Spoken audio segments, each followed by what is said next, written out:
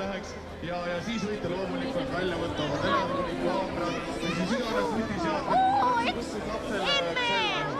Ja mis iganes kaamedid teil kaasas on, võtke need välja ja salvestage nii enda kui ka oma sõprade jaoks mõnusalt rahvusromantistlik moment, kus kohas me heiskame kõrgeima Eesti lipu.